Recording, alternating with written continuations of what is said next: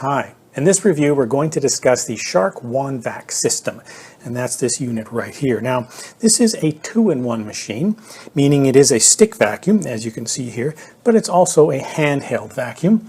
Got a couple of sliders here. If you pull them up, you can see that the handheld comes right off. Now this is also a cordless vacuum, and it is fairly lightweight. So what do you get with the Shark WANDVAC system? We've got it laid out here. This is the handheld. It comes with a filter installed. You of course have the wand, and you've got a motorized cleaner head. These three together of course make up your stick vacuum. Got a couple of tools, a duster crevice tool and a pet multi-tool. Here is an owner's guide and a quick start guide, and over here is your charging base, and of course it comes with a charger. With this unit you do not get a wall mount. So let's take a quick look at the handheld component. It does look a lot like the handheld, the Shark Ion W1, and I have that. That's this unit right here. But as you can see, there is a substantial size difference. Now some people think that the Shark WANDVAC system is simply this handheld with a wand and a cleaner head. Well, that's not the case. As I said, this one is a little bit larger. It has some controls on it. You've got a power on-off switch here. You've got a slider which opens the dust canister. You can close that up. You've also got these two sliders here that you pull forward to release the handheld from the stick vac. Those also work with a tool. So when we put a tool in, it clicks into place, which is great. It doesn't come out. But if you pull these two guys back, it comes right off. Quite handy. There is also a boost trigger here, which gives the vacuum a little extra power. Now, I have a bit of an issue with that because I tend to hold the vacuum right at the very back here, and getting my finger into the boost is a bit awkward. I have to kind of snug up to use it, but fortunately I don't use it that often. There's a little release here for getting the filter out. We'll talk about that a little bit later. Now, we weighed this thing at 2.1 pounds. It is pretty lightweight. For example, or by comparison, we have the Shark Rocket Pro, which is a pretty good machine in its own right. Same kind of concept, two-in-one. We take the handheld component off here. This guy weighs 3.44 pounds, so it is substantially heavier.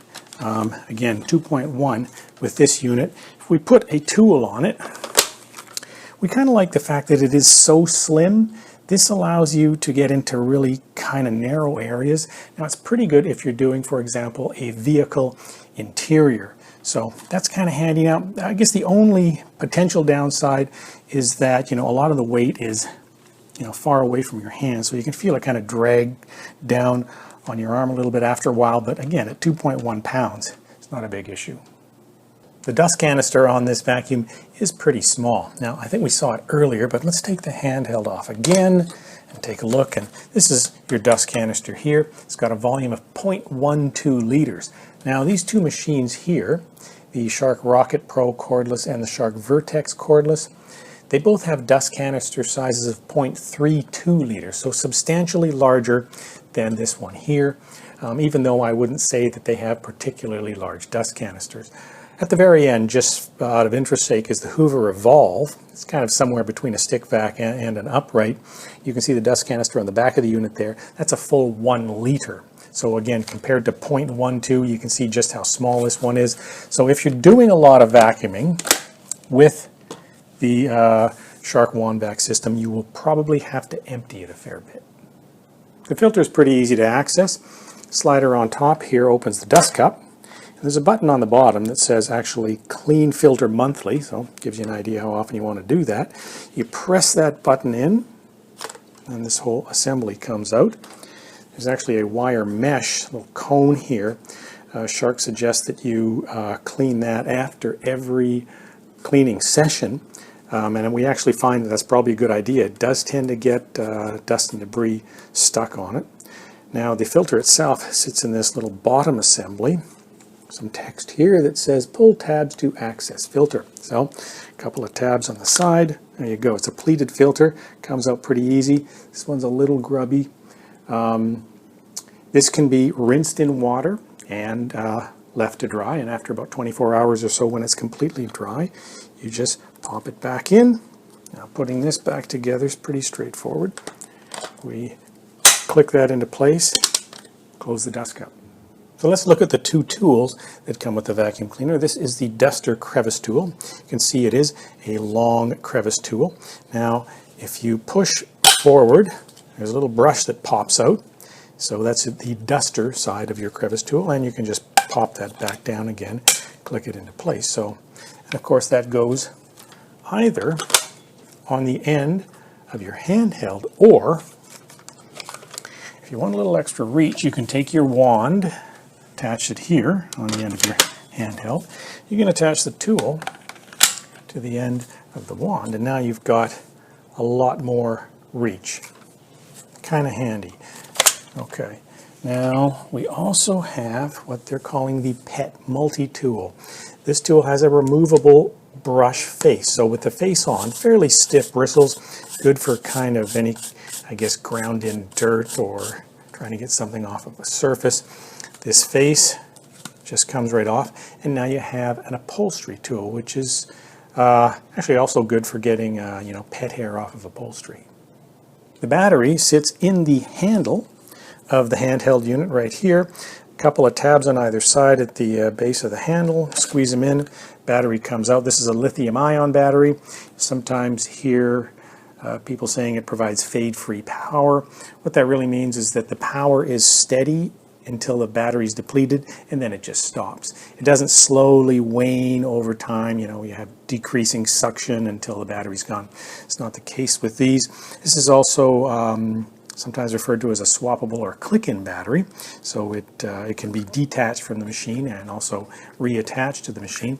One of the great assets of that is if you're vacuuming, battery runs out. If you have a second battery that has been on charge, you can take that one, pop it back in, and continue vacuuming, effectively doubling your runtime.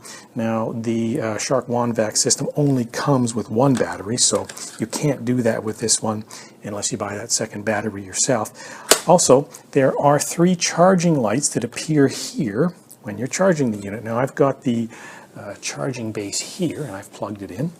So if I put the handheld component there, turn this a bit, you should see the 3 lights. We can see right now that it is charging the final third of the battery. So this is the charging base that comes with the vacuum. I kind of like the fact that it did come with a charging base as opposed to a wall mount. The wall mount, sometimes you got to put screws in the wall. May or may not be something you can or want to do. Charging base is a nice option. Typically, like I said, it's going to be up against a wall or in a corner somewhere. Just got it pulled out here so you can see it a little better.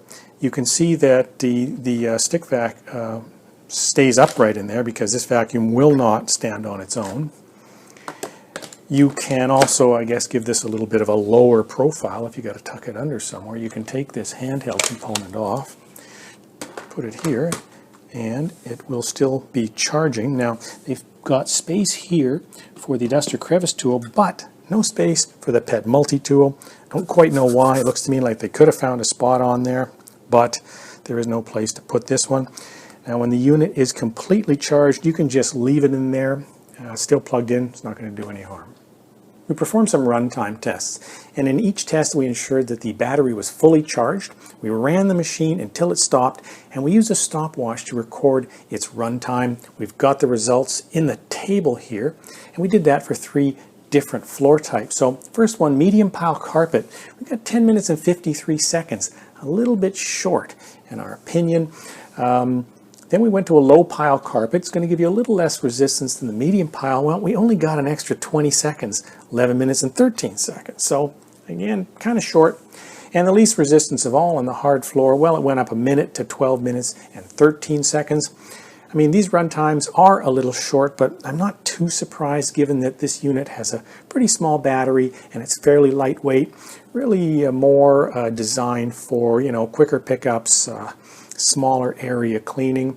As you can see here, if you had a large area to clean, you're going to run out of battery power. You'll notice in that last table that there are no figures for boost power mode, and that's because we felt like it really isn't that practical to hold that boost trigger down for the time it takes to fully discharge a battery. It feels more like a feature that you would use maybe in a particularly maybe dirty spot. You might just hold it down to go over that spot and then release it. We're looking at the underside of the cleaner head here, and you can see the brush roll. Now, if we turn these 3 screws, we can take this plate off here, and that gives us a little better access and a little better view. You can see here, see the brush roll better. And you might want to take that off if you have some maintenance to do, maybe taking some hair or thread off the brush roll, for example. But it also allows us to see that this is not a typical standard brush roll. We've got these kind of soft bristles here, in addition to these things, which Shark calls power fins. And in the back here, you'll see these teeth. It's a big long comb, and it's actually combing hair, string, thread off of the brush roll. And hopefully that stuff comes off the brush roll and goes up the suction channel here to the dust canister for disposal. So this is an anti-tangle brush roll. A little later in the video we will test it to see how well it works.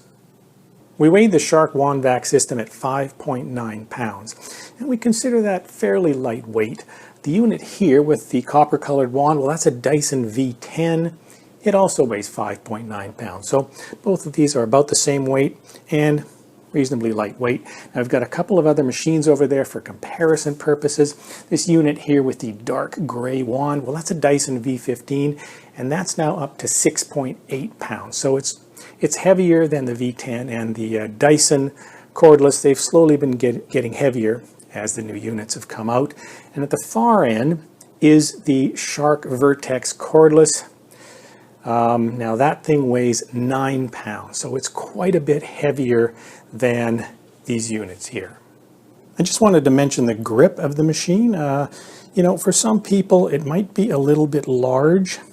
For us it's a pretty good fit, but I think you could see if you had really small hands, it could feel a little bit big. Movement on carpet I'd say is average. Moves back and forth just fine. It turns okay.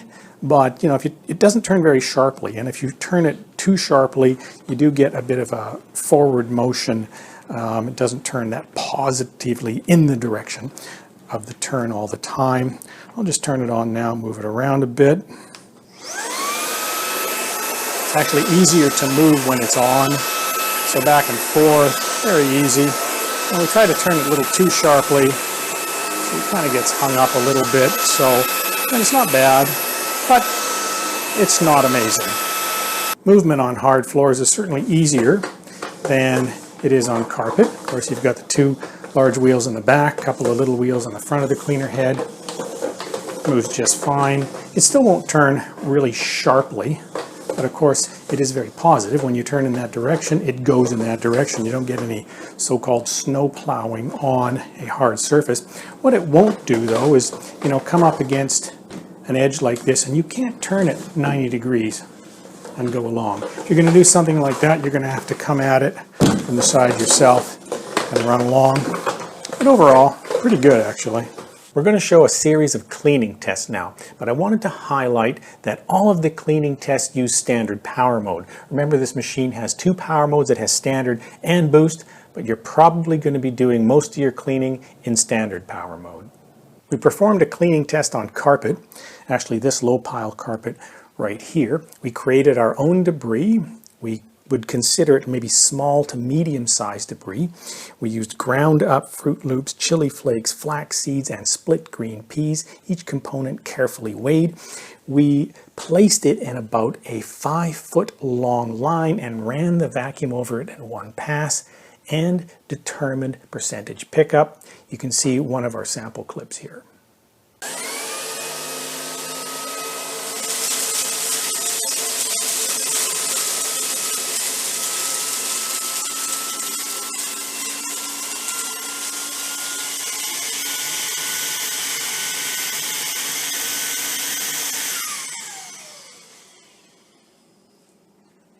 We ran that test twice, and we averaged 99.9% pickup, which is pretty darn good. You know, I think it may have something to do with this kind of brush roll. We've worked with those kind of brush rolls before, and they usually do a pretty good job of pickup on carpet.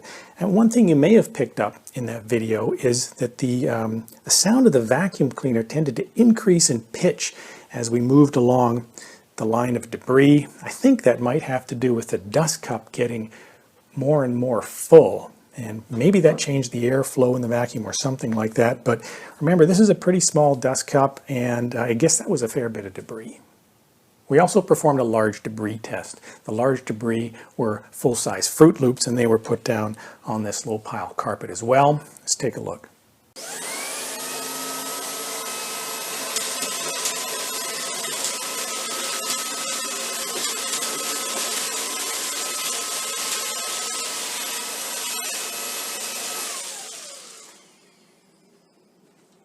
I think you could see that anything that got under the cleaner head was picked up well, but the cleaner head, the front here, is a little bit low and it had a tendency to push some of the larger debris forward. We also tested the vacuum on a hard floor. The hard floor in this case was tile. We used the same small to medium-sized debris and essentially run the same kind of test that we had on carpet.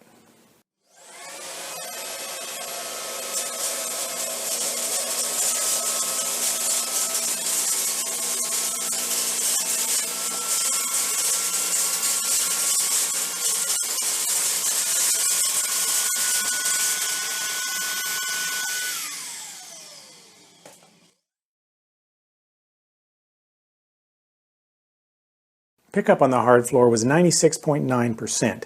It's not exceptional, but it's still pretty reasonable. We have seen better, but typically that's something with either a specialized brush roll, maybe one of those soft brush rolls that are great on hard floors, or a more powerful vacuum cleaner. As mentioned earlier, this is an anti-tangle cleaner head, so we ran a hair test. We took short white pet hair and long black human hair. We put quite a bit of it down on this carpet and ran the machine over it.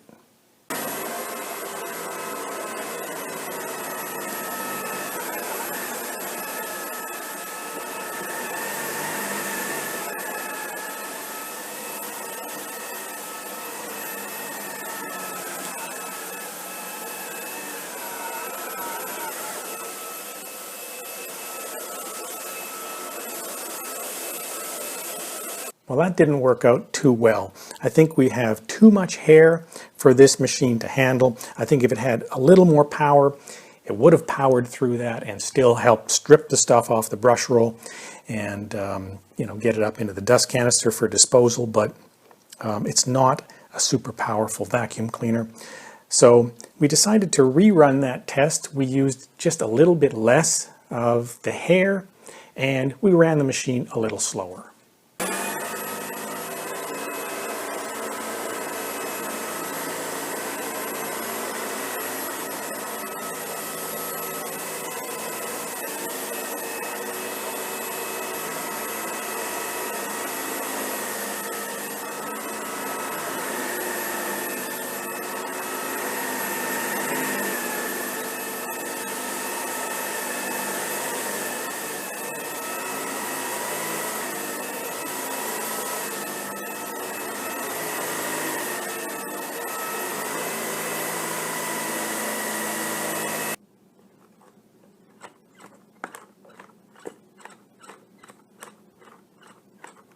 Well, that was a little bit better, but still not perfect. I think you could see there was still hair left on the brush roll.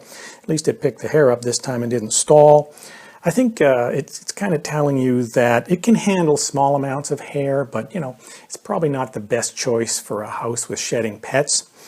And also maybe if you are running over a little bit of hair, maybe it's a good idea to kick it into boost mode. Maybe that extra power is going to help. Didn't actually run that. One of the things we did notice though, and I'm just going to take the cleaner head off here, there are wheels underneath here. These little wheels on the front, they tended to collect hair just around the outsides of them, and that was a bit difficult to get in there and pull that off. I actually took a pair of needle nose pliers to pull that hair out. So, you know, you do, as you could see in that last video, one would have to go in and pull some hair off of the brush roll, but there's also these little wheels to deal with, and that is a bit bothersome. We also performed an edge cleaning test. We took chili flakes and put them up tight against the wall, ran the machine against it. Now the idea is that it's going to pick up everything all the way up to the wall, and in this case it didn't. It still left some chili flakes along the wall. Call the results fairly average. We've seen some machines that will pick up virtually everything and others that leave kind of a wide swath. This was somewhere in between.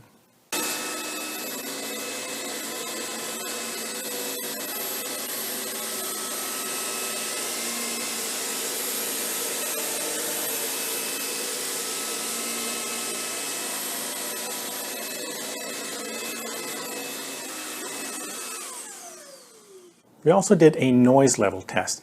We have a digital noise level meter, and we place that 3 feet in front of the cleaner head of a vacuum, turn the vacuum on, and we determine the peak decibel level over about a 10-second period.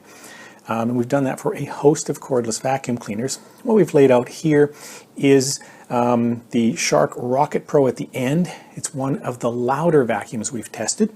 And this unit here, the black and white Tineco Pure 1S12, it's the quietest cordless we've tested.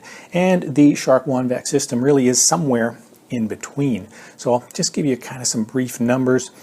All of these units have a low power and a max power. The Tineco, low power about 61 decibels, max power about 67.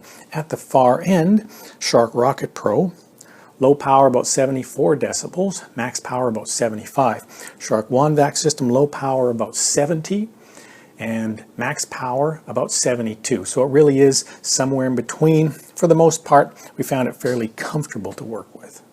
This vacuum doesn't do everything well, but it does do some things well, and I think the key here is to match your cleaning requirements with the unit's characteristics. It is a fairly lightweight machine, and it is compact. It is a 2-in-1 vacuum cleaner. You've got the handheld here, and you've got the full stick vacuum. Now, it does have kind of average run times, you know, 10 to 12 minutes. That's not very long, and you have a small dust canister, and those things are telling you that the unit's probably best for, you know, quick pickups and small area cleaning. It does have the anti-tangle brush roll. Kind of only did an average job in our pet hair test, but you know, it's probably okay if you have a little bit of hair here and there. It's better, likely better, than not having that technology. Only performed average on edge cleaning as well, but it did a fantastic job on our carpet test, where we ran it on this low pile carpet and small to medium sized debris, and it also did a reasonable job on our hard floor test. Thanks very much for watching, and if you liked the video, please consider subscribing.